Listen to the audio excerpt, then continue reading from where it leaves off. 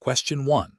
When applying for a Tasmanian driver's license, a new resident from Victoria finds they do not yet have all the required proof of Tasmanian address documents. What is the most appropriate course of action to ensure compliance with the Tasmanian road rules and Department of State growth licensing requirements? Option A. Provide truthful information about their current residency status and inquire about alternative acceptable documentation or a reasonable timeframe to provide the full set of required documents. Option B. State they have been residing in Tasmania for the required period, even without the full documentary evidence, and hope the application is processed without further scrutiny. Option C. Submit the application with their Victorian address and intend to update it once they have secured the necessary Tasmanian proof of address. Option D. Use a friend's Tasmanian address as their own for the application, with the intention of correcting it later. Correct answer is A. Provide truthful information about their current residency status and inquire about alternative acceptable documentation or a reasonable timeframe to provide the full set of required documents. Explanation. Scenario analysis. This scenario presents a professional challenge because it requires the driver to balance the immediate need for a driver's license with the legal and ethical obligations to provide accurate information. Misrepresenting one's residency status to obtain a license in Tasmania can lead to serious consequences, including license suspension, fines, and potential criminal charges. The driver's desire to obtain a license quickly must be weighed against the integrity of the licensing process and adherence to Tasmanian road transport legislation. Correct approach analysis. The best professional approach involves the driver truthfully declaring their residency status and providing the required documentation to prove it. This aligns directly with the principles of honesty and integrity mandated by the Tasmanian road rules and the Department of State growth licensing requirements. By adhering to the established procedures for proving residency, the driver ensures compliance with the law, avoids potential penalties, and maintains the legitimacy of their driver's license. This approach prioritizes regulatory compliance and ethical conduct. Incorrect approaches analysis. Providing false residential information is a direct violation of Section 26 of the Vehicle and Traffic Act 1999, Tasmania, which prohibits making false or misleading statements in an application for a driver's license. This action undermines the integrity of the licensing system and can result in severe penalties. Claiming to be a resident without meeting the criteria, even if the intention is to rectify it later, still constitutes a misrepresentation at the time of application. This breaches the spirit and letter of the law, as the licensing authority relies on accurate information to determine eligibility and jurisdiction. Attempting to use documentation from another state or territory as proof of Tasmanian residency, when the applicant does not actually reside there, is a form of deception. This circumvents the purpose of residency requirements, which are in place to ensure drivers are subject to the laws and regulations of the jurisdiction in which they primarily operate. Professional reasoning. Professionals in any field, including those interacting with licensing authorities, must adopt a decision-making process that prioritizes honesty, transparency, and adherence to all applicable laws and regulations. When faced with a situation where personal convenience conflicts with legal requirements, the professional approach is to seek clarification on the correct procedures and to provide accurate information. If the standard procedures present a barrier, the correct course of action is to address the barrier through legitimate means, such as gathering the required documentation or seeking an extension, rather than resorting to misrepresentation. This ensures long-term compliance and avoids the significant risks associated with fraudulent applications. Question 2. The audit findings indicate that a financial services firm in Tasmania has received a customer complaint regarding a product misrepresentation. The firm's initial response was to inform the customer that they would look into it, but no formal investigation was initiated, and no written response was provided within the expected timeframe. Which of the following approaches best reflects the required regulatory compliance under a SIC Regulatory Guide 271? Option A. Inform the customer that the matter is being reviewed and wait for further information from the customer before commencing any internal investigation. Option B. Dismiss the complaint based on the initial information provided, assuming the customer's claim is unsubstantiated without a formal review. Option C. Acknowledge the complaint promptly, conduct a thorough investigation into the alleged misrepresentation, and provide a written IDR response within 30 calendar days, clearly outlining the findings, the reasons for the decision, and the customer's right to escalate to FCA if unsatisfied. Option D. Issue a brief email stating that the complaint is being investigated and will be resolved when resources permit, without specifying a time frame. The correct answer is C. Acknowledge the complaint promptly, conduct a thorough investigation into the alleged misrepresentation, and provide a written IDR response within 30 calendar days, clearly outlining the findings, the reasons for the decision, and the customer's right to escalate to FCA if unsatisfied. Explanation. The audit findings indicate a potential lapse in regulatory compliance regarding the handling of customer complaints within a financial services firm operating in Tasmania. This scenario is professionally challenging because it requires balancing efficient complaint resolution with strict adherence to the Australian Securities and Investments Commission, ASIC, Regulatory Guide 271, RG 271, Internal Dispute Resolution. Failure to comply with RG 271 can lead to significant penalties, reputational damage, and loss of consumer trust. Careful judgment is required to ensure all complaints are treated fairly, efficiently, and effectively, meeting the prescribed timeframes and providing adequate reasons for decisions. The correct approach involves acknowledging the complaint promptly, investigating it thoroughly, and providing a written IDR response within the mandated timeframe, clearly outlining the reasons for the decision and the complainant's right to escalate to the Australian Financial Complaints Authority, FCA. This aligns directly with the requirements of RG 271, which mandates that firms have an internal dispute resolution, IDR, process that is fair, effective, and timely.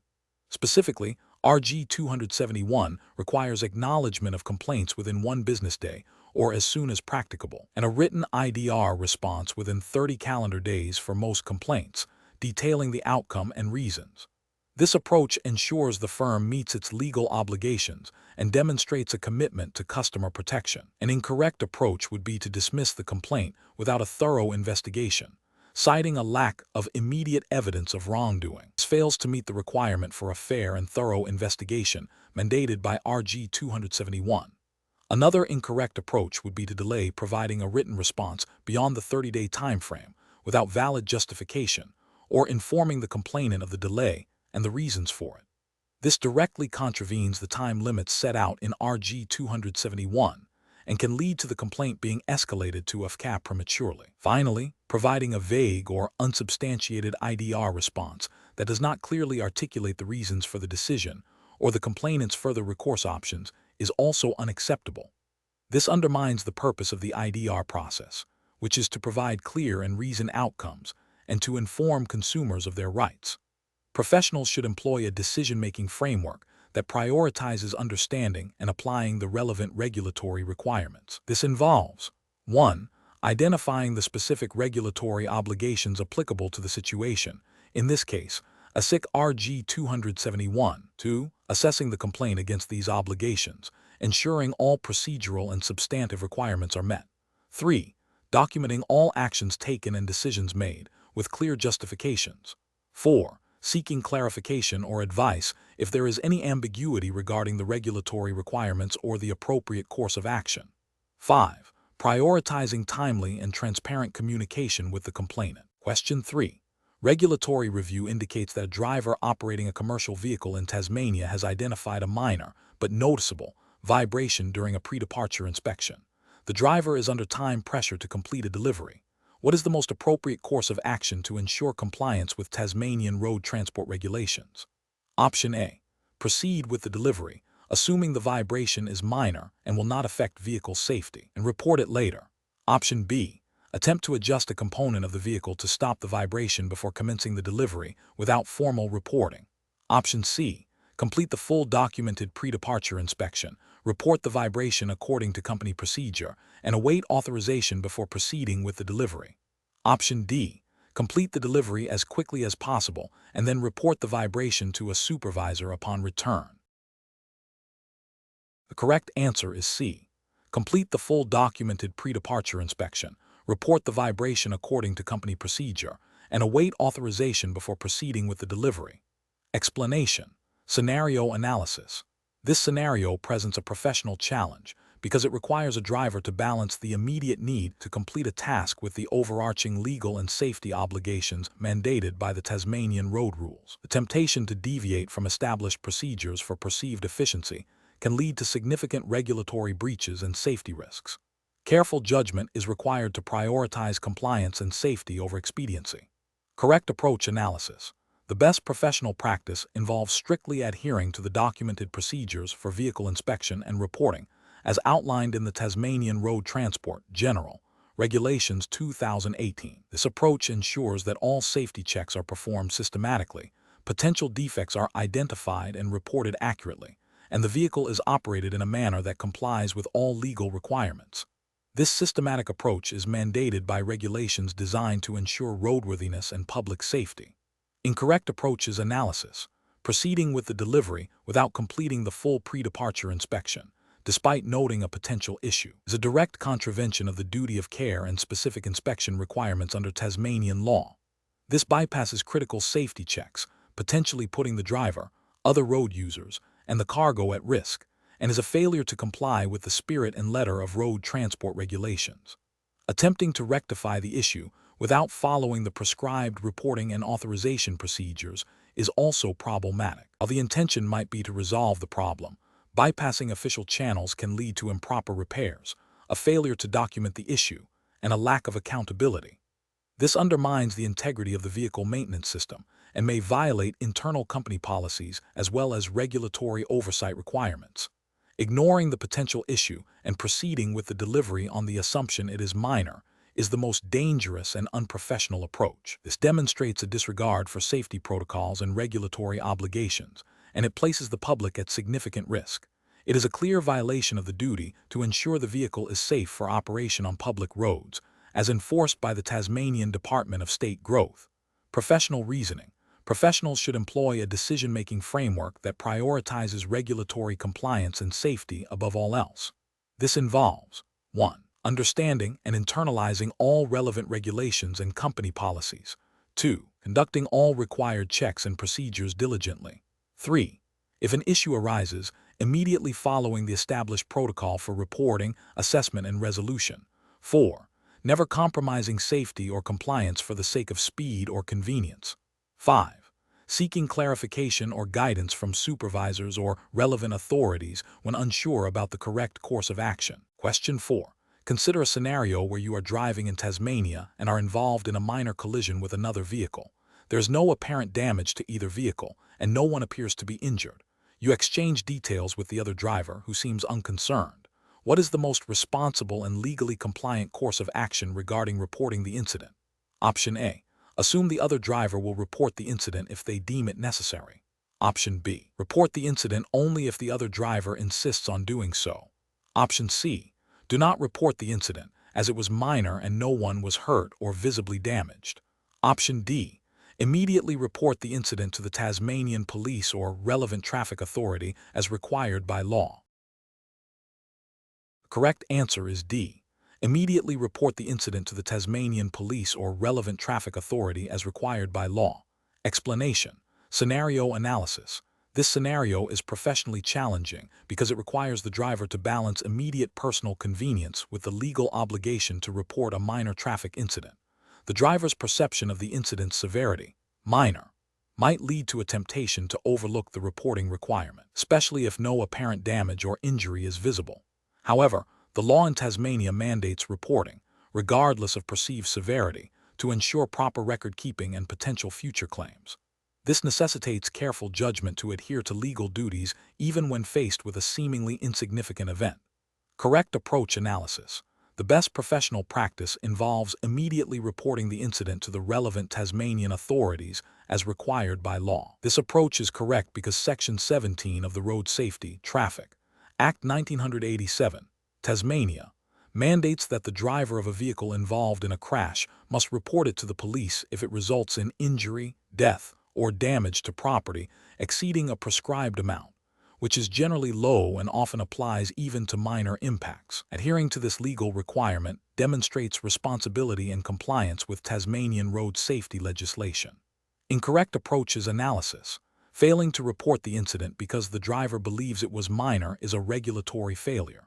While the driver's assessment of severity might be subjective, the legal obligation to report is objective and applies to all crashes, irrespective of perceived damage. It bypasses the statutory duty to inform authorities, which could have implications if a claim arises later or if the other party decides to report it. Reporting the incident only if the other driver insists is also a regulatory failure. The onus is on the driver involved to report, not to wait for the other party's action.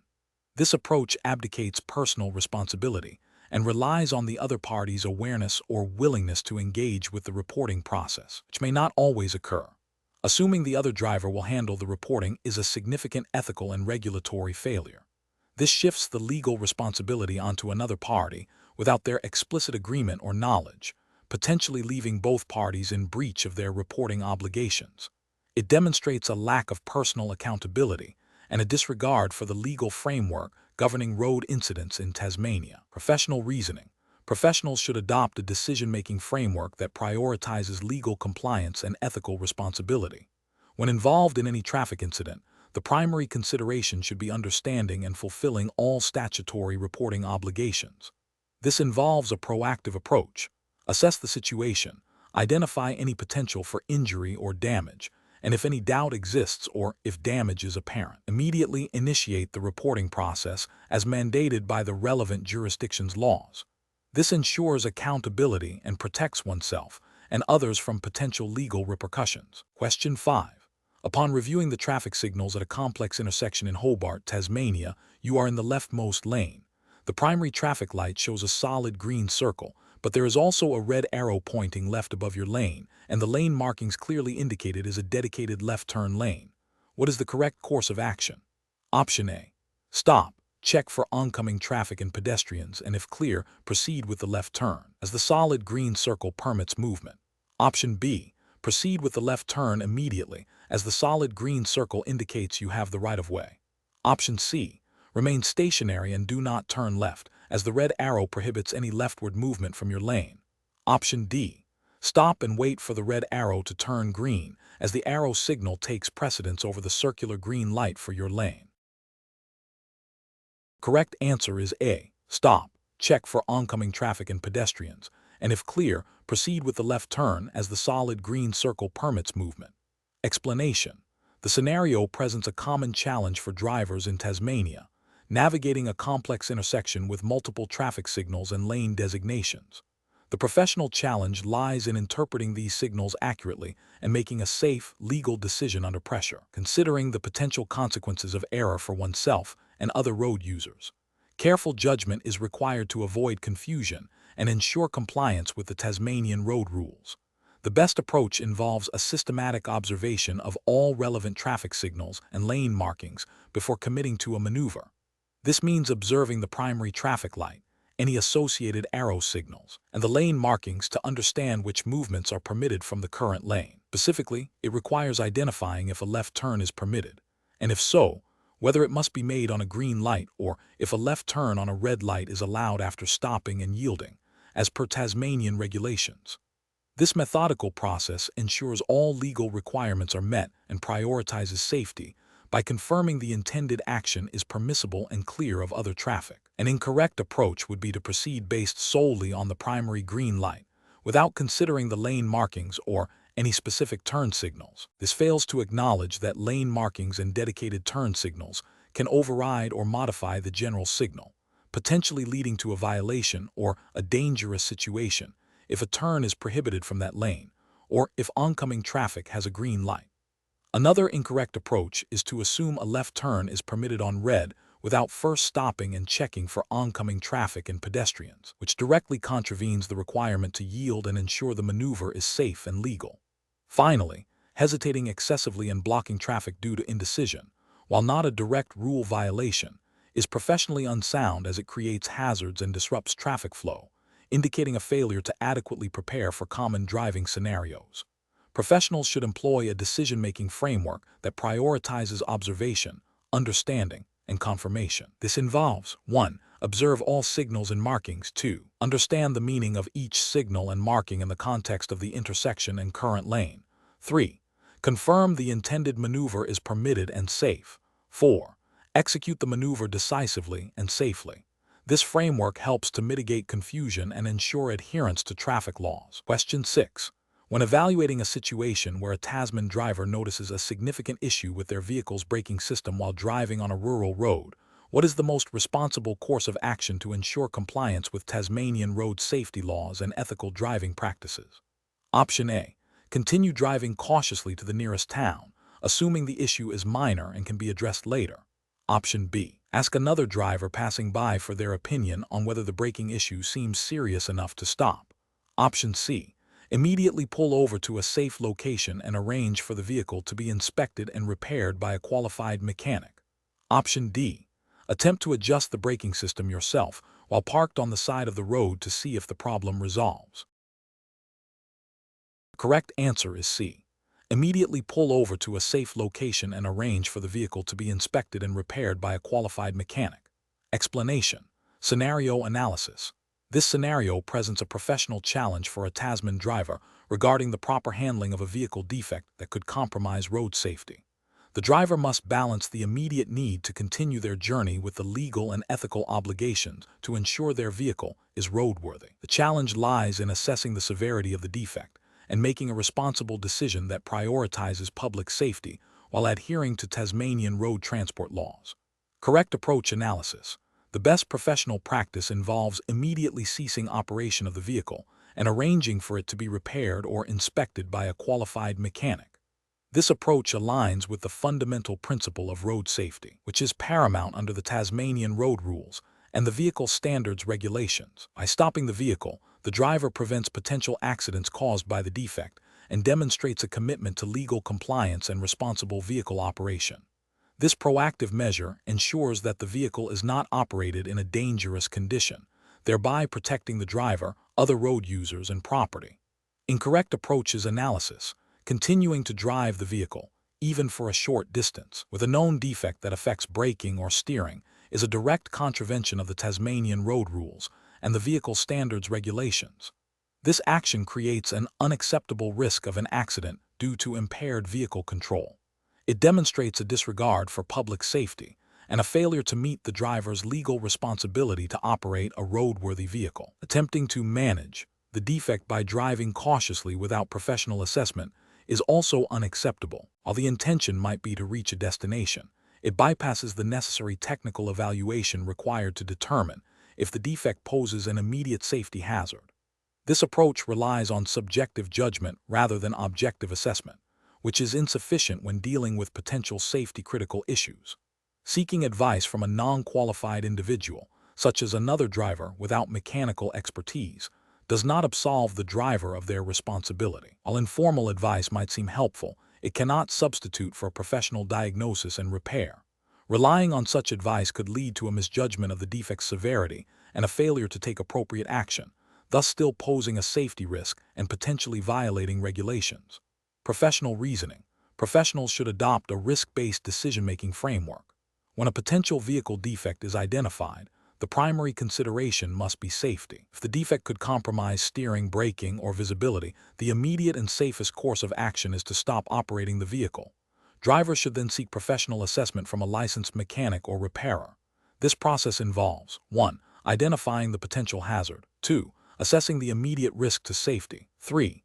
Taking immediate action to mitigate the risk, e.g., stopping the vehicle, 4. Seeking expert advice and remediation, 5. Ensuring compliance with all relevant regulations before resuming operation. Question 7.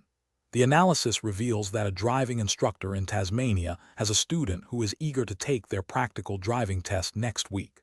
However, the instructor has observed consistent issues with the student's hazard perception and their ability to maintain appropriate speed in varying traffic conditions, which are critical components of the Tasmanian practical driving assessment. The instructor is concerned that the student is not yet safe or competent enough to pass the test and poses a risk to themselves and others. What is the most professionally responsible course of action for the instructor to take? Option A. Inform the student that they are not ready and simply tell them to practice more on their own, without providing any specific guidance or offering further professional instruction. Option B. Advise the student that they are unlikely to pass and suggest they book the test anyway, hoping for a lenient examiner or a lucky day, while offering a few last-minute tips to try and compensate for their deficiencies. Option C. Clearly explain to the student the specific areas of concern, referencing the official Tasmanian practical driving test criteria, and recommend delaying the test until these skills are adequately developed, offering targeted lessons to address the weaknesses. Option D. Agree to put the student forward for the test as requested, focusing on getting them through by coaching them on how to navigate the test route in a way that might mask their underlying skill deficits. The correct answer is C. Clearly explain to the student the specific areas of concern, referencing the official Tasmanian practical driving test criteria, and recommend delaying the test until these skills are adequately developed, offering targeted lessons to address the weaknesses. Explanation. The analysis reveals a common challenge faced by driving instructors in Tasmania, balancing the need to prepare students for the practical driving test with the ethical imperative to ensure genuine road safety and competence. This scenario is professionally challenging because the instructor is under pressure from the student and potentially their parents to pass them, even if their skills are not fully developed. This pressure can conflict with the instructor's professional responsibility to uphold road safety standards and the integrity of the licensing process. Careful judgment is required to navigate this conflict without compromising either the student's future safety or the instructor's professional ethics. The best approach involves a thorough and objective assessment of the student's readiness based on the official Tasmanian practical driving test criteria.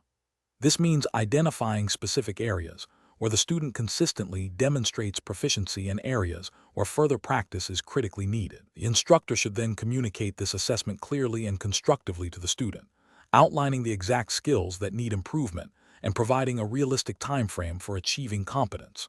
This approach aligns with the Road Safety, Traffic Act 1971, Tasmania, and the associated Tasmanian Driver Licensing Guide, which emphasize the importance of demonstrating safe driving practices and adherence to traffic laws. Ethically, it upholds the instructor's duty of care to the student and the wider community by ensuring only competent drivers are licensed. An approach that prioritizes passing the student regardless of their demonstrated skill level is ethically and regulatorily unsound. This would involve overlooking significant errors or providing tips that circumvent the spirit of the test, rather than fostering genuine competence. Such actions would violate the instructor's professional code of conduct and could lead to the licensing of unsafe drivers, potentially resulting in accidents. This directly contravenes the objectives of the Road Safety, Traffic Act 1971, Tasmania, which aims to reduce road trauma. Another unacceptable approach is to simply refuse to teach the student further without providing clear, actionable feedback. While the instructor has a right to refuse to put an unprepared student forward, a complete lack of constructive guidance fails to meet the professional obligation to educate and support the learner. This can leave the student feeling abandoned and without direction, hindering their progress and potentially leading to frustration and a negative perception of the learning process. A professional reasoning framework for such situations involves a commitment to objective assessment, transparent communication, and ethical conduct. Instructors should be familiar with the specific requirements of the Tasmanian practical driving test and use these as their primary benchmark. When a student is not ready, the instructor must clearly articulate the reasons, referencing specific criteria from the testing standards. They should then provide a structured plan for improvement, offering further lessons focused on the identified weaknesses. This process ensures that the student receives the necessary training to become a safe and responsible driver, while also upholding the integrity of the licensing system. Question 8. System analysis indicates that a commercial driver operating a heavy vehicle on a highway in Tasmania experiences a sudden and significant issue with the vehicle's steering system, making it difficult to maintain a straight course. Considering the regulatory framework governing vehicle safety and operation in Tasmania, what is the most appropriate and legally compliant immediate course of action for the driver? Option A. Contact their employer to seek instructions but continue driving to the depot if the employer deems it safe. Option B. Attempt a temporary roadside repair to stabilize the steering before proceeding. Option C. Immediately cease driving the vehicle in a safe location and contact the relevant Tasmanian authorities and their employer to report the defect. Option D. Continue driving the vehicle to the nearest company depot, even if it requires driving at a significantly reduced speed. The correct answer is C. Immediately cease driving the vehicle in a safe location and contact the relevant Tasmanian authorities and their employer to report the defect. Explanation. Scenario analysis. This scenario presents a professional challenge for a driver operating a commercial vehicle in Tasmania. The core issue revolves around managing unexpected mechanical failures while adhering to strict roadworthiness regulations and ensuring public safety. The driver must balance the immediate need to address the vehicle's condition with legal obligations and the potential impact on other road users and their own schedule. Careful judgment is required to select the most appropriate course of action that prioritizes safety and compliance. Correct approach analysis.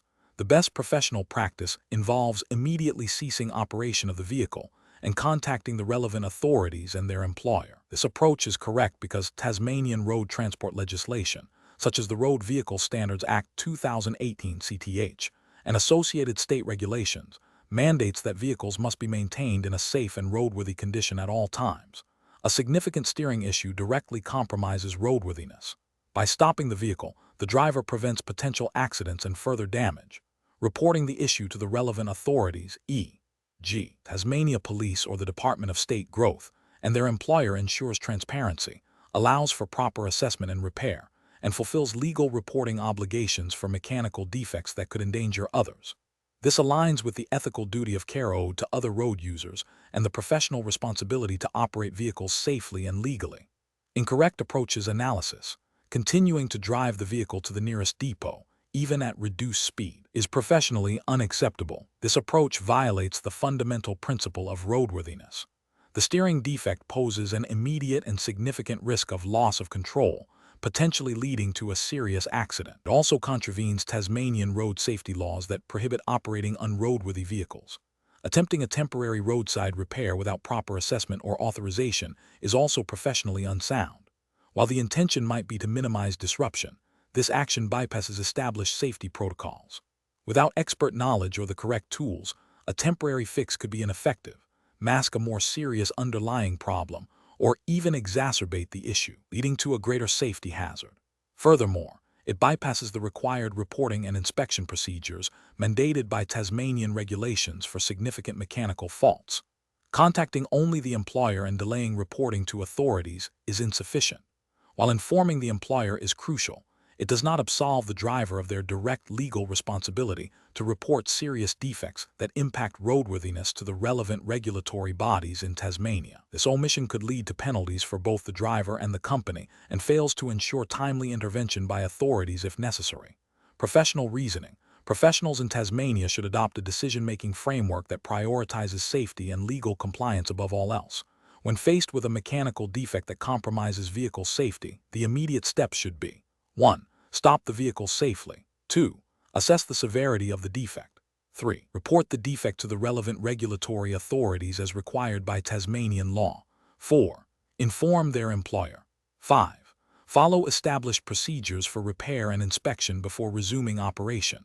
This systematic approach ensures that all legal obligations are met, risks are mitigated, and the safety of the driver, other road users, and the public is protected. Question 9. Implementation of a strict driver fatigue management policy under the Tasmanian Heavy Vehicle National Law requires a commercial vehicle operator to make a critical decision when approaching the end of their permitted driving hours and feeling the initial signs of fatigue, with a delivery deadline looming.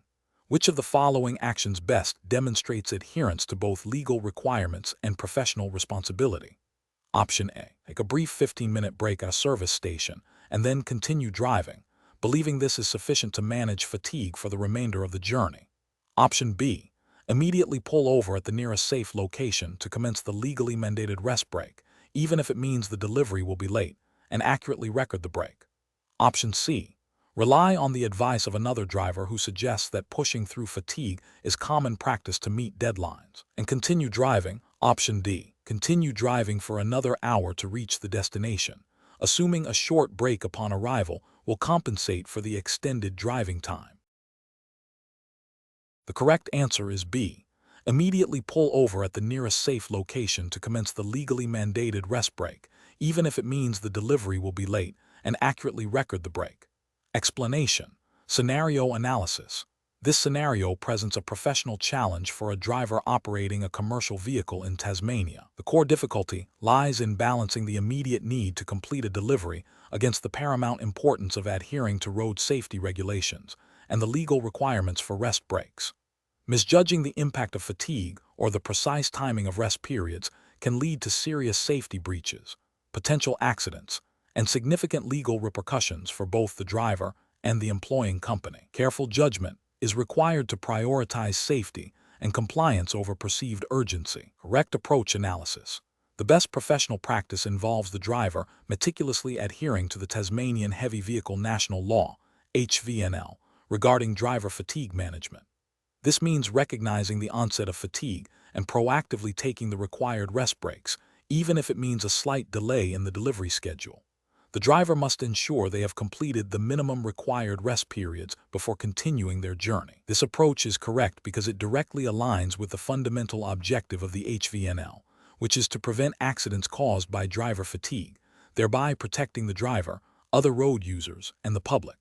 It also upholds the ethical responsibility of a professional driver to operate safely and responsibly. Incorrect approaches analysis. One incorrect approach is to continue driving despite feeling tired, believing the delivery is more important and that a short break later will suffice. This fails to comply with the HVNL strict requirements for rest breaks, which are designed to mitigate fatigue-related risks. Ethically, it prioritizes commercial expediency over safety, which is unacceptable. Another incorrect approach is to misinterpret the rest break requirements, perhaps by taking shorter breaks than mandated or by not accurately recording the duration of breaks. This demonstrates a lack of understanding or disregard for the specific provisions of the HVNL, leading to a breach of legal obligations and potentially unsafe driving practices. A further incorrect approach involves relying on anecdotal advice or the practices of other drivers who may be non-compliant, rather than strictly following the established legal framework. This external influence can lead to a dangerous normalization of risky behavior and a failure to uphold individual professional responsibility under the HVNL. Professional reasoning. Professionals in this situation should employ a decision-making framework that prioritizes legal compliance and safety above all else.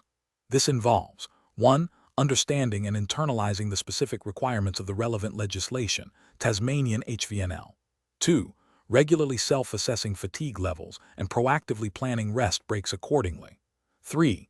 Prioritizing safety over delivery schedules when fatigue is a factor. 4. Maintaining accurate records of driving and rest times as required by law. 5. Seeking clarification on any ambiguities in the regulations rather than making assumptions. Question 10. To address the challenge of accurately remitting goods and services tax, GST, as a driver operating a vehicle for hire and reward in Tasmania, a driver earned a total taxable income of $15,000 in the last financial quarter. If the standard GST rate is 10%, what is the correct amount of GST the driver must remit to the Australian Taxation Office (ATO) for this quarter? Option A, $750. Option B, $500. Option C, $1,500. Option D, $1,000. The correct answer is C, $1,500. Explanation. Scenario analysis. This scenario presents a professional challenge for a driver in Tasmania who is operating a vehicle for hire and reward. The core challenge lies in accurately calculating and applying the goods and services tax, GST, to their services, ensuring compliance with Australian Taxation Office (ATO) regulations and Tasmanian road transport legislation. Miscalculation or incorrect application of GST can lead to penalties, audits, and damage to the driver's reputation and business viability. The need for precise financial record-keeping and understanding of tax obligations is paramount. Correct approach analysis. The best professional practice involves accurately calculating the total GST payable by applying the standard GST rate of 10% to the total taxable income earned from driving services. This approach ensures full compliance with the Australian GST legislation, administered by the ATO. Specifically, the driver should sum all their taxable income for the quarter, and then multiply this sum by 10% to determine the GST amount to be remitted. For example, if the driver's total taxable income for the quarter is $15,000, the GST payable would be calculated as text GST payable equals text total taxable income times text GST rate text GST payable equals $15 000 times 0 10 equals $1 500 this method directly reflects the legal requirement to account for GST on taxable supplies. Incorrect approach is analysis. One incorrect approach is to simply remit 10% of the profit after deducting expenses. This fails to account for the fact that GST is levied on the gross turnover, income, not the net profit. Deducting expenses before calculating GST is a fundamental misunderstanding of how GST operates and would result in underpayment of GST, leading to penalties and interest charges from the ATO. Another incorrect approach is to only remit GST on income earned from specific types of fares, such as airport transfers, while ignoring other taxable services like local trips. GST legislation generally applies to all taxable supplies made in Australia, unless specific exemptions apply, which are unlikely for standard taxi or ride-sharing services. All income from driving for hire and reward is considered a taxable supply. This selective application of GST would lead to underreporting of income and subsequent tax liabilities. A further incorrect approach is to estimate the GST payable based on a rough percentage of income without precise calculation. While estimation might seem convenient, it lacks the accuracy required by tax law. The ATO requires precise calculations based on actual income. This approach risks significant underpayment or overpayment of GST, both of which can lead to compliance issues and financial discrepancies. Professional reasoning. Professionals in the driving for hire and reward industry in Tasmania must adopt a systematic and compliant approach to their financial obligations. This involves understanding the specific tax laws applicable in Australia, particularly the GST legislation. A robust decision-making process would include 1. Identifying all sources of taxable income. 2. Accurately recording all income earned. 3. Understanding the applicable GST rate, currently 10% for most services. 4. Applying the GST rate to the total taxable turnover to calculate the GST payable.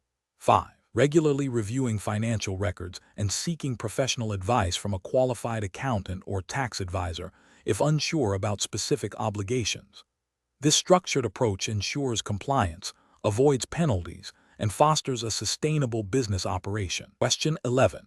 Examination of the data shows that a driver in Tasmania, operating a truck carrying a consignment of goods, has a suspicion that the current load might be exceeding the legal weight limit permitted for their vehicle en route. What is the most responsible and legally compliant course of action for the driver to take immediately? Option A. Proceed with the journey but drive more cautiously, believing that slower speeds will compensate for any potential overweight condition. Option B. Continue the journey, assuming the load is within the legal limit, and hope to avoid any weighbridge inspections. Option C. Attempt to adjust the load distribution to try and reduce the perceived weight without external verification. Option D. Immediately stop the vehicle in a safe location and contact their supervisor or the relevant transport authority to verify the load weight and seek guidance before proceeding. Correct answer is D. Immediately stop the vehicle in a safe location and contact their supervisor or the relevant transport authority to verify the load weight and seek guidance before proceeding. Explanation. Scenario analysis. This scenario presents a professional challenge for a driver operating a commercial vehicle in Tasmania. The driver is faced with a situation where their vehicle's load may exceed the legal weight limit, potentially impacting road safety, infrastructure, and their own legal standing. The challenge lies in making an informed and compliant decision under pressure, balancing operational needs with regulatory requirements.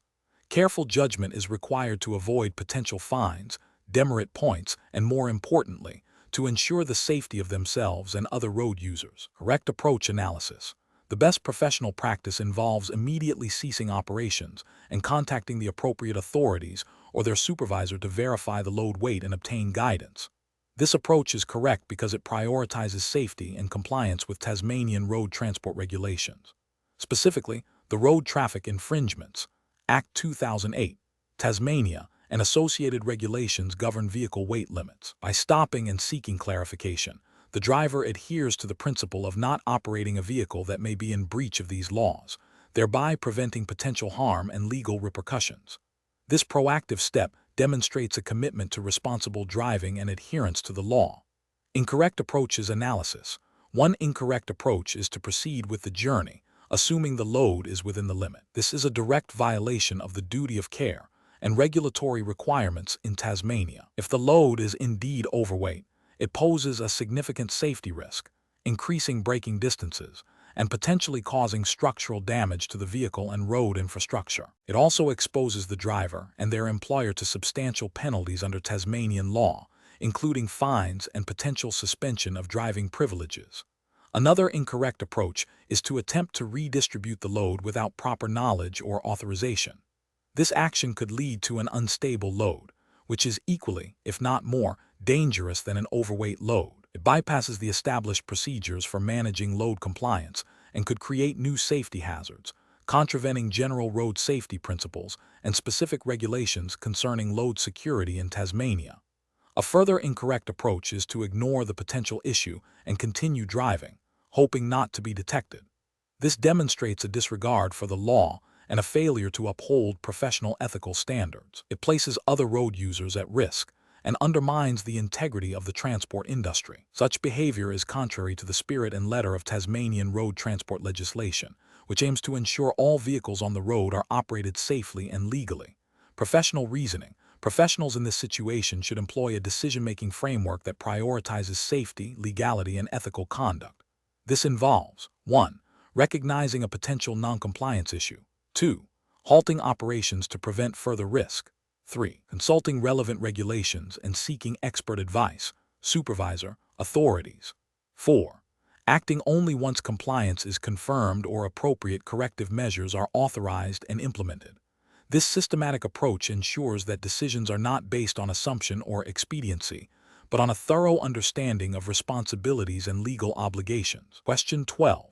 In Tasmania, a licensed driver begins a journey and starts experiencing a mild but persistent headache and a growing sense of fatigue. They are aware that they have a significant distance still to travel. Considering the legal and ethical obligations of a driver in Tasmania, which of the following actions best reflects responsible conduct?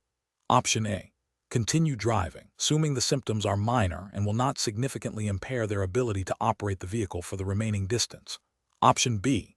Pull over only if the symptoms become severe, such as experiencing dizziness or blurred vision, as mild discomfort is not a sufficient reason to interrupt a journey. Option C. Drive more cautiously and slowly, believing that reduced speed will compensate for any potential impairment caused by the headache and fatigue. Option D. Immediately pull over to a safe location, to assess their condition and arrange for alternative transportation if their symptoms worsen, or if they feel unable to drive safely for the remainder of the journey. The correct answer is D. Immediately pull over to a safe location to assess their condition and arrange for alternative transportation if their symptoms worsen, or if they feel unable to drive safely for the remainder of the journey. Explanation. Research into the responsibilities of a licensed driver in Tasmania reveals a scenario that is professionally challenging due to the inherent conflict between personal convenience and the paramount importance of road safety and legal compliance. A driver's obligation extends beyond simply operating a vehicle. It encompasses a duty of care to themselves, other road users, and the public. The challenge lies in navigating situations where personal circumstances might tempt a deviation from strict adherence to traffic laws and regulations, requiring a robust ethical framework and a clear understanding of legal obligations. The best professional practice in this scenario involves prioritizing immediate safety and legal compliance above all else. This means recognizing the limitations of one's own condition and taking proactive steps to prevent any potential harm or violation. Specifically, if a driver feels unwell or experiences any symptom that could impair their ability to drive safely, the correct course of action is to immediately cease driving and arrange for alternative transportation or rest. This approach aligns directly with the Tasmanian road rules, which mandate that drivers must be in a fit and proper condition to drive. The ethical imperative to protect life and prevent injury further reinforces this stance, as driving while impaired, even by illness, constitutes a breach of the duty of care owed to others. An incorrect approach would be to dismiss mild symptoms as insignificant and continue driving. This fails to acknowledge the unpredictable nature of illness and the potential for rapid deterioration, which could lead to a loss of control and a serious accident. Such an action would violate the spirit and letter of the Tasmanian road rules concerning driver fitness and could result in severe legal penalties, including fines and license suspension, in addition to the grave ethical failure of endangering others.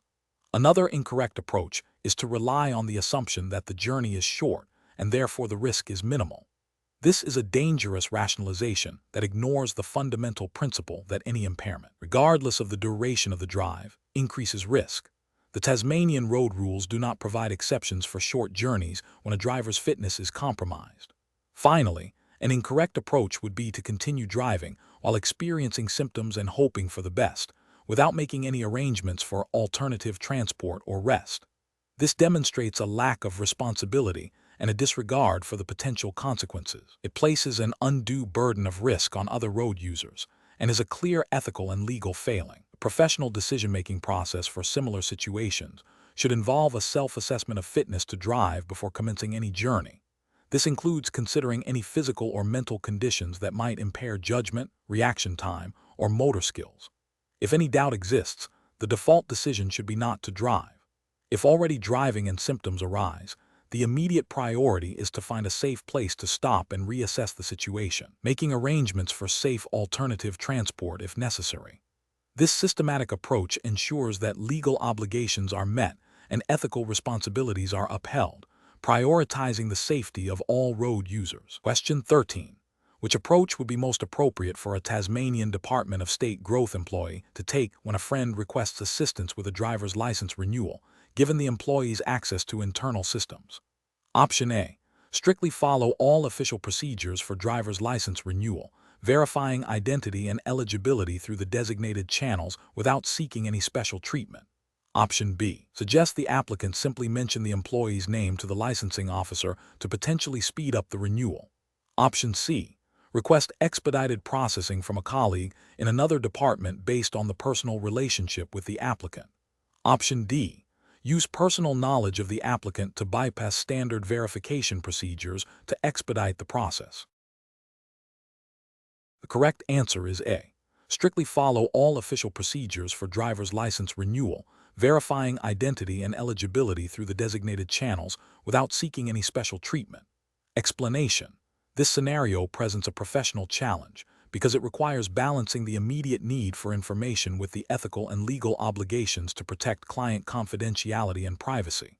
A driver's license renewal process, while routine, involves sensitive personal data. The temptation to expedite a process by leveraging personal connections or bypassing standard procedures can lead to significant breaches of trust and regulatory noncompliance. Careful judgment is required to ensure that all actions adhere strictly to the established legal framework governing driver licensing and data protection in Tasmania. The approach that represents best professional practice involves strictly adhering to the established procedures for driver license renewals as outlined by the Department of State Growth in Tasmania. This means verifying the applicant's identity and eligibility through the official channels and documentation required by law, without seeking any special treatment or using personal influence. This approach is correct because it upholds the principles of fairness, transparency, and accountability in government services.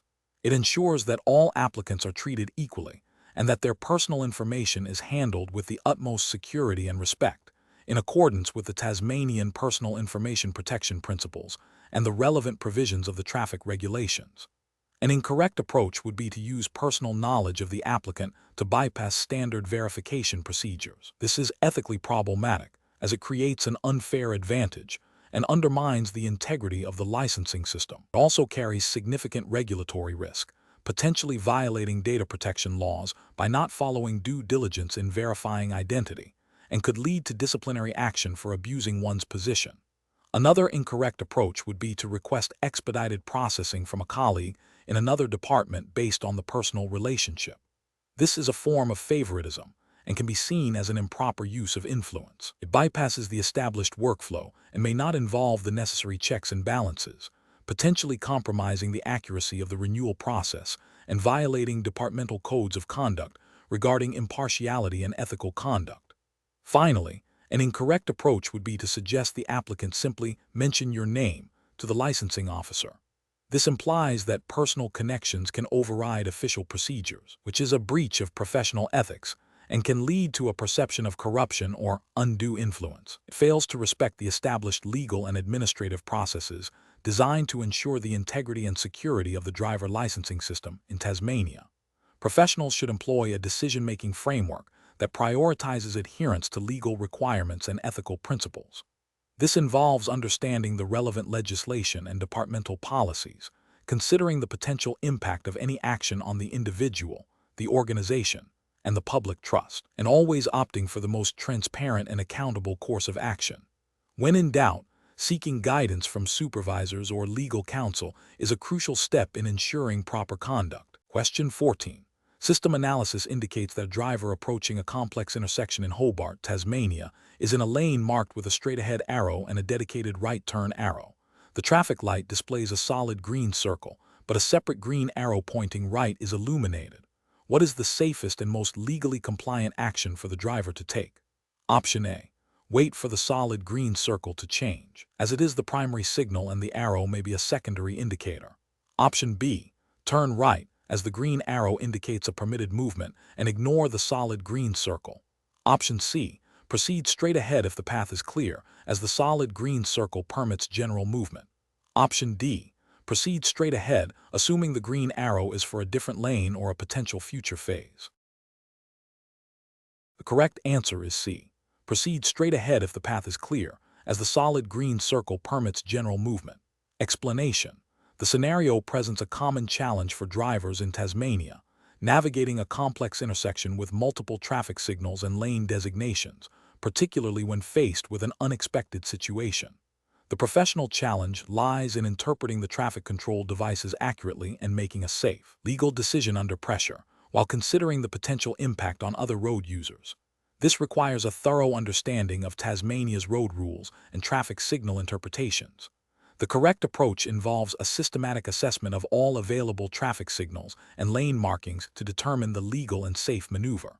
Specifically, observing the green arrow signal in conjunction with the lane markings is paramount. This approach prioritizes adherence to the specific traffic control device that governs the intended lane of travel. In Tasmania, traffic signal regulations, as outlined in the Road Rules Tasmania, dictate that a green arrow permits movement in the direction indicated, provided it is safe to do so, and that drivers must obey all applicable signals. This approach ensures compliance with the law and promotes safety by following the most specific directive for the driver's lane. An incorrect approach would be to proceed based solely on a general green light, without considering the specific lane's directional signal. This fails to acknowledge that a green arrow overrides a general green light for the indicated direction and lane. This could lead to a dangerous situation, such as entering the path of oncoming traffic or conflicting with vehicles from other directions, and would be a contravention of the Road Rules Tasmania. Another incorrect approach is to assume the signals are malfunctioning and proceed based on what seems logical or what other drivers are doing. This demonstrates a lack of respect for traffic control devices and a failure to prioritize safety and legal compliance. Tasmania's road rules do not permit drivers to unilaterally decide when traffic signals are not working and to proceed accordingly. Instead, drivers must wait for a clear indication or, in extreme circumstances, proceed with extreme caution if a signal is clearly inoperative and no other guidance is available, which is not the case here. This approach risks significant legal penalties and, more importantly, endangers oneself and others. The professional reasoning process for drivers in such situations should involve 1. Identifying all traffic control devices, lights, signs, lane markings. 2. Determining the specific signal and lane markings applicable to the driver's intended path. 3.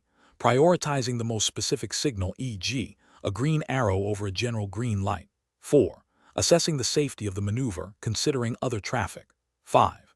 Executing the maneuver in accordance with the law and safe driving practices. Question 15.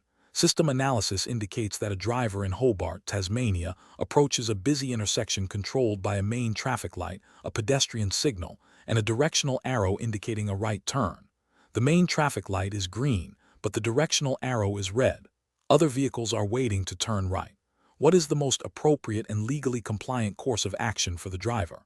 Option A. Wait for the directional arrow to turn green before proceeding with the right turn, while observing pedestrian signals and other traffic.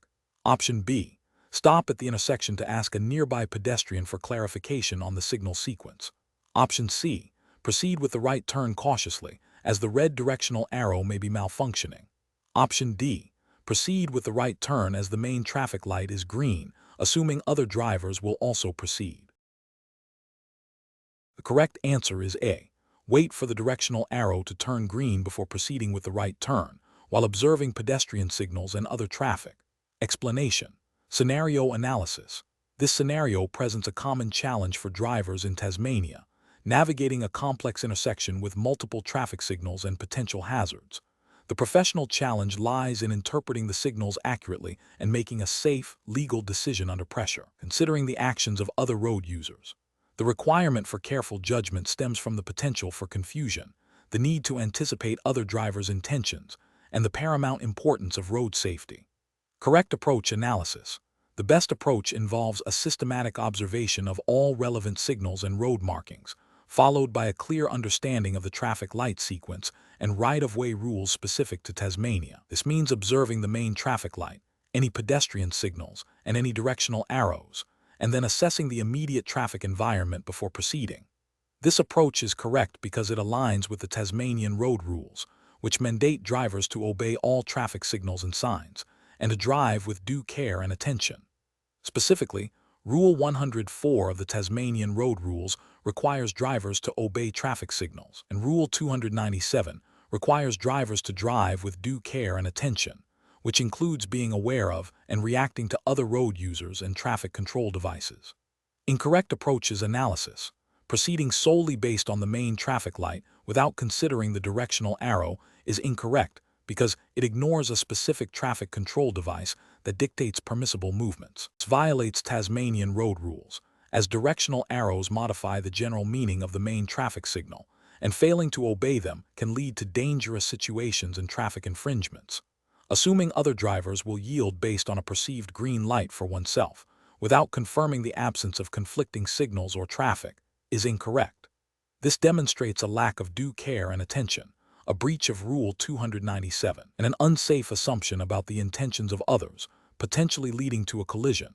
Stopping to ask for directions from another driver at the intersection is incorrect and highly dangerous. This action obstructs traffic flow, creates a significant hazard for other road users, and is a clear violation of traffic laws regarding stopping in a dangerous position and impeding traffic. Professional reasoning. Professionals should adopt a systematic decision-making process when encountering complex traffic situations. This involves 1. Observation, thoroughly scanning all traffic signals, signs, and road markings. 2. Interpretation, understanding the meaning of each signal and how they interact. 3. Hazard identification, anticipating potential risks from other vehicles, pedestrians, or cyclists. 4. Rule application, recalling and applying the relevant Tasmanian road rules. 5. Safe action, executing a maneuver that is both legal and safe, prioritizing the avoidance of conflict. Question 16. System analysis indicates a driving instructor in Tasmania has a learner who has expressed strong eagerness to book their practical driving assessment. The learner believes they are ready, but the instructor has observed recurring issues with hazard perception in complex intersections and inconsistent adherence to speed limits in varying conditions during recent practice sessions. Considering the regulatory framework for driver licensing in Tasmania, which of the following represents the most professionally responsible course of action? Option A.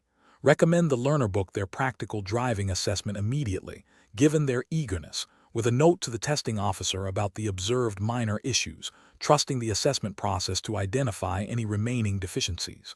Option B. Conduct a final comprehensive practice assessment mirroring the official test criteria, providing detailed feedback on areas needing improvement, and only recommend booking the test once consistent competence in all assessed areas, including hazard perception and speed management, is demonstrated. Option C. Inform the learner that due to the observed recurring issues, they will need to continue with a significantly increased number of paid lessons before any assessment can be considered, without providing a clear pathway or specific improvement targets. Option D. Advise the learner to book their assessment as soon as possible, suggesting they focus solely on practicing the specific maneuvers they feel most confident with, and to avoid practicing in complex intersections or varied speed limit zones until after the test. correct answer is B. Conduct a final comprehensive practice assessment mirroring the official test criteria, providing detailed feedback on areas needing improvement, and only recommend booking the test once consistent competence in all assessed areas, including hazard perception and speed management, is demonstrated. Explanation. This scenario presents a professional challenge for a driving instructor in Tasmania due to the inherent responsibility of ensuring a learner driver's readiness for a solo driving assessment, which directly impacts public safety and the integrity of the licensing process. The instructor must balance the learner's eagerness with a realistic appraisal of their skills and adherence to the requirements set by the Tasmanian Department of State Growth, which oversees driver licensing and testing. Careful judgment is required to avoid compromising safety or the assessment standards. The best approach involves a thorough, objective assessment of the learner's performance against the official Tasmanian Driver Handbook and the criteria used by Tasmania Police or authorized testing officers. This includes evaluating their ability to consistently demonstrate safe driving behaviors, hazard perception, adherence to road rules, and vehicle control in various traffic conditions, as outlined in the official assessment guidelines. This approach is correct because it directly aligns with the regulatory framework for driver licensing in Tasmania, which prioritizes public safety and competence. Ethically, it upholds the instructor's duty of care to the learner and the wider community. An incorrect approach would be to proceed with the assessment recommendation based solely on the learner's expressed desire to book the test, despite observable deficiencies in critical areas like hazard perception or consistent adherence to speed limits. This fails to meet the regulatory requirement for demonstrated competence and poses a significant risk to public safety, potentially leading to accidents. Ethically, it breaches the duty of care by recommending a learner who is not yet safe to drive independently.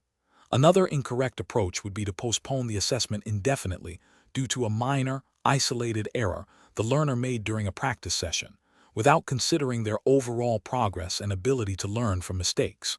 While caution is important, an overly cautious stance that prevents a competent learner from progressing can be detrimental and does not align with the goal of licensing safe, capable drivers.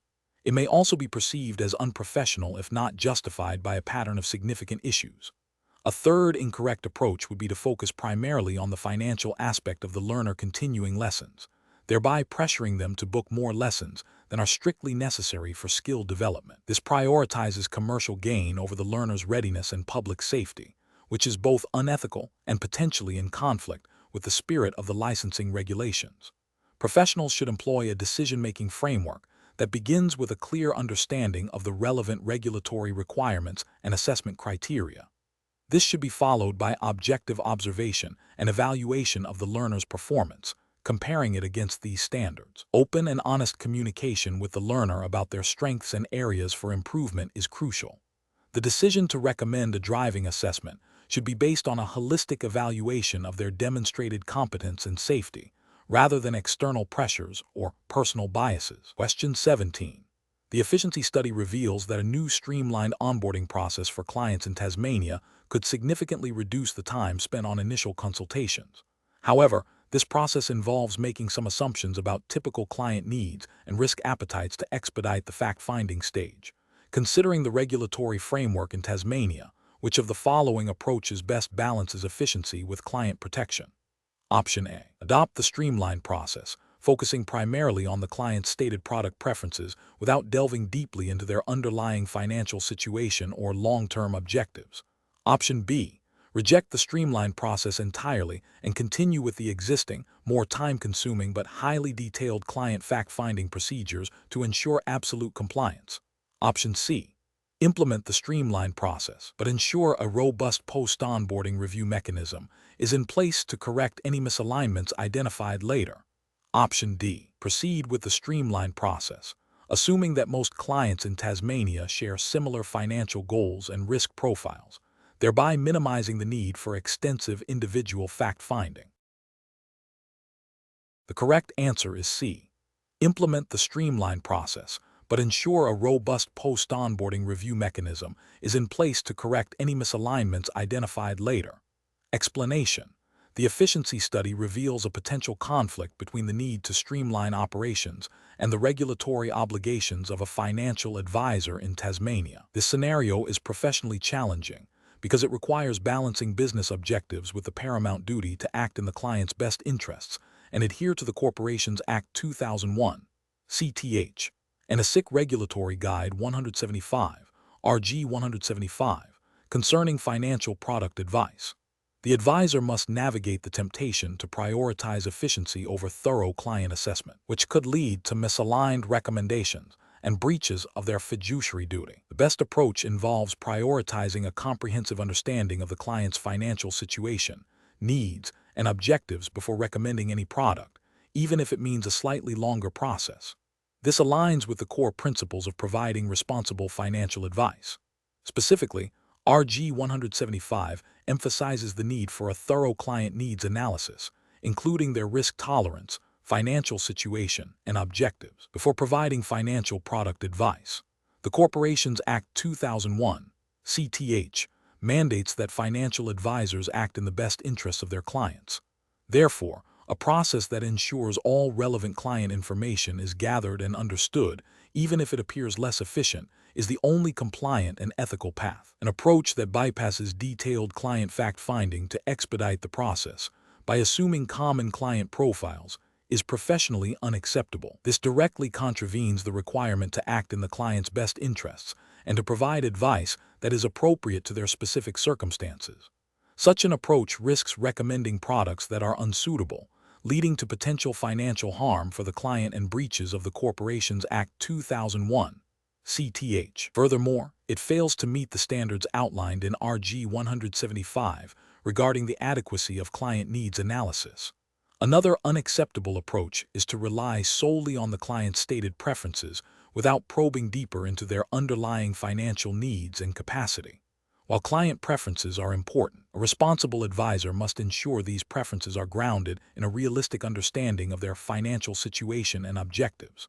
Failing to do so can result in advice that, while seemingly aligned with stated desires, is not in the client's true best interests. Finally, an approach that prioritizes the sale of a specific product due to its perceived efficiency or profitability for the firm, without a thorough client needs assessment, is a clear breach of ethical and regulatory obligations. This demonstrates a conflict of interest and a failure to uphold the advisor's duty to the client. Professionals should employ a decision-making framework that begins with identifying all relevant regulatory obligations and ethical duties. This should be followed by a thorough assessment of the client's circumstances, ensuring all necessary information is gathered and understood. Only then should product recommendations be considered, with a constant evaluation of whether the proposed advice truly serves the client's best interests and is appropriate to their situation. Efficiency should be a secondary consideration, achieved through well-structured processes rather than by compromising client welfare. Question 18. System analysis indicates a driver approaching a complex intersection in Hobart, Tasmania, is facing a general red traffic light for proceeding straight, but simultaneously has a green arrow illuminated for a left turn lane. Considering the Tasmanian road rules, which of the following actions demonstrates the most appropriate and legally compliant response? Option A. Assume the signals are contradictory and proceed cautiously straight through the intersection. Option B. Stop and wait for the general red light to turn green, even though a green arrow for a left turn is displayed. Option C. Proceed straight through the intersection, assuming the red light is the primary signal to follow. Option D. Proceed with the left turn as the green arrow explicitly permits this movement. Correct answer is D. Proceed with the left turn as the green arrow explicitly permits this movement. Explanation. The scenario presents a common challenge for drivers in Tasmania, navigating a complex intersection with multiple traffic signals and lane designations. The professional challenge lies in accurately interpreting these signals in real time, especially under pressure, to ensure safe and legal operation of the vehicle. Misinterpretation can lead to traffic violations, accidents, and endangerment of other road users. Careful judgment is required to prioritize safety and adherence to traffic laws over speed or convenience. The correct approach involves a systematic observation and interpretation of all relevant traffic control devices. This means first identifying the primary traffic signal, governing the intended lane of travel, then cross-referencing it with any supplementary signals, e.g., lane-specific arrows, pedestrian signals, and road markings. In this case, the driver must recognize that the green arrow for the left turn supersedes the general red light for straight-ahead traffic, indicating that a left turn is permitted while proceeding straight is prohibited. This aligns with the Tasmanian road rules, specifically those governing traffic signals and turning movements, which mandate adherence to the most restrictive applicable signal. The ethical imperative is to operate the vehicle in a manner that minimizes risk to oneself and others, which is achieved by following the clear directive of the green arrow. An incorrect approach would be to proceed straight based solely on the general red light, ignoring the specific green arrow for the left turn. This demonstrates a failure to observe and interpret all relevant traffic control devices, directly contravening the Tasmanian road rules regarding signal interpretation and turning. It also poses a significant safety risk by potentially conflicting with vehicles turning from other directions or pedestrians. Another incorrect approach would be to assume the signals are malfunctioning and proceed cautiously through the intersection without a clear understanding of the intended traffic flow. This is a failure to adhere to the established regulatory framework and introduces an element of unpredictability that is unsafe. Finally, attempting to turn left against the red light while the green arrow is illuminated would also be incorrect, as it disregards the permissive signal and constitutes a violation of traffic laws. Professionals should employ a decision-making framework that prioritizes observation, interpretation, and adherence to regulations. This involves a deliberate process of scanning the environment for all traffic control devices, understanding their hierarchy and meaning according to the Tasmanian road rules, and then making a decision that is both safe and legally compliant.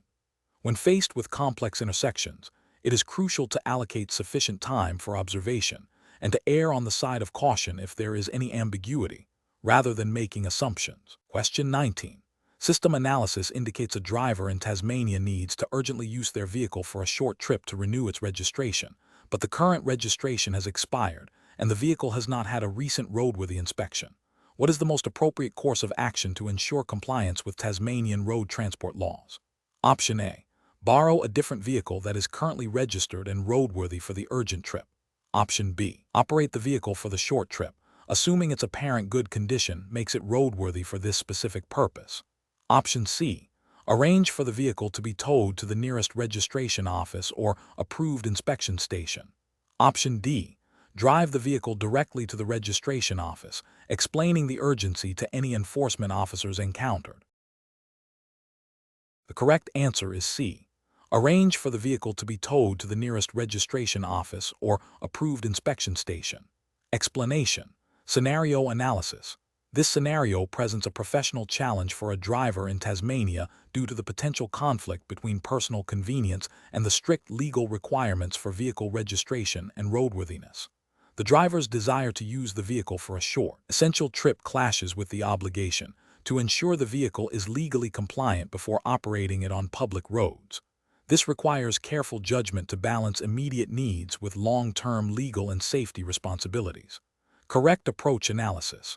The best professional practice involves prioritizing legal compliance and public safety. This means ensuring the vehicle has current registration and a valid roadworthy certificate before driving it on Tasmanian roads. This approach aligns with the road rules and the vehicle standards regulations of Tasmania, which mandate that all vehicles operating on public roads must be registered and maintained in a safe and roadworthy condition.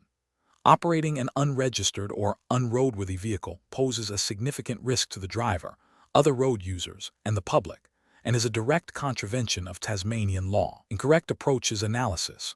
One incorrect approach involves driving the vehicle to the nearest registration office or mechanic without obtaining a permit or arranging for towing. This directly violates Tasmanian road transport laws, as an unregistered and potentially unroadworthy vehicle is not permitted on public roads, regardless of the intended destination. This action demonstrates a disregard for legal obligations and public safety. Another incorrect approach is to assume that a short, infrequent trip for the sole purpose of registration or inspection negates the requirement for current registration and a roadworthy certificate. Tasmanian law does not provide exemptions for such circumstances. The legal requirement for registration and roadworthiness applies at all times a vehicle is operated on a public road. A further incorrect approach is to rely on the belief that if the vehicle appears to be in good condition, it is implicitly roadworthy and therefore legal to drive. Roadworthiness is a legal determination that requires a formal inspection and certification process as mandated by Tasmanian regulations. Visual inspection by the owner is not a substitute for this legal requirement. Professional reasoning. Professionals should adopt a decision-making framework that prioritizes legal compliance and ethical conduct. When faced with a situation where a vehicle is not currently registered or roadworthy, the professional approach is to identify legal and safe alternatives.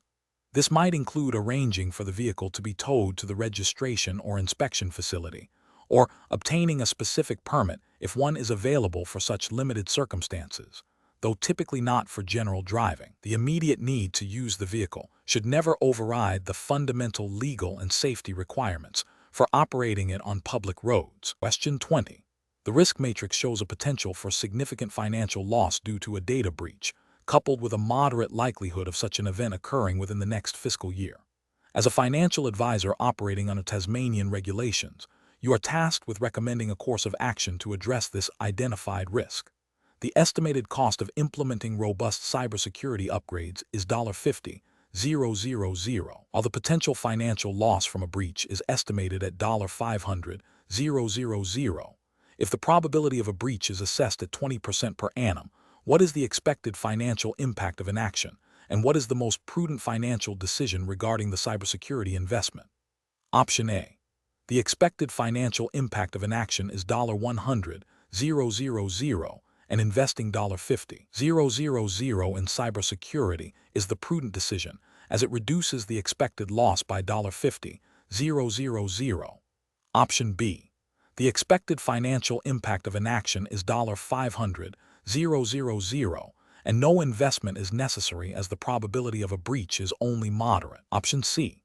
The expected financial impact of inaction is $100,000 and a partial investment of $25,000 in cybersecurity is sufficient to mitigate the risk. Option D. The expected financial impact of inaction is $500,000 and the firm should wait for a breach to occur before allocating any funds to cybersecurity. Correct answer is A. The expected financial impact of inaction is $100,000 and investing $50,000 in cybersecurity is the prudent decision as it reduces the expected loss by $50,000. Explanation. The risk matrix shows a potential for significant financial loss due to a data breach, coupled with a moderate likelihood of such an event occurring within the next fiscal year. This scenario is professionally challenging because it requires a financial advisor in Tasmania to balance the immediate costs of implementing enhanced cybersecurity measures against the potential long-term financial and reputational damage of a breach. The advisor must make a judgment call that is both financially prudent and ethically sound, adhering to their professional obligations. The best approach involves a proactive and data-driven risk mitigation strategy. This means conducting a thorough assessment of current cybersecurity vulnerabilities, quantifying the potential financial impact of a breach, including regulatory fines, legal costs, and loss of client trust, and then allocating a budget for specific, targeted security upgrades that offer the highest return on investment in terms of risk reduction. This aligns with the principles of responsible financial management and the duty of care owed to clients, as well as regulatory expectations in Tasmania for safeguarding sensitive client information. The advisor should prioritize measures that directly address the identified high-risk areas, ensuring that the investment is proportionate to the threat. An incorrect approach would be to dismiss the risk matrix findings due to the perceived high upfront cost of cybersecurity upgrades. This ignores the potential for far greater financial and reputational damage if a breach occurs, failing to uphold the duty of care and potentially violating regulatory requirements for data protection. Another unacceptable approach is to implement a superficial or piecemeal security solution without a comprehensive assessment. This is unlikely to effectively mitigate the identified risks and represents a failure to act with due diligence. Finally, deferring all investment in cybersecurity until a breach actually occurs is a highly irresponsible and ethically indefensible position, exposing clients and the firm to unacceptable levels of risk and likely resulting in severe regulatory penalties. Professionals should approach such situations by first understanding the firm's risk appetite and regulatory obligations. They should then use the risk matrix as a starting point for a detailed quantitative and qualitative risk assessment. This assessment should inform a cost-benefit analysis of various mitigation strategies, prioritizing those that offer the most effective risk reduction for the investment. Regular review and adaptation of the cybersecurity strategy based on evolving threats and technological advancements are also crucial.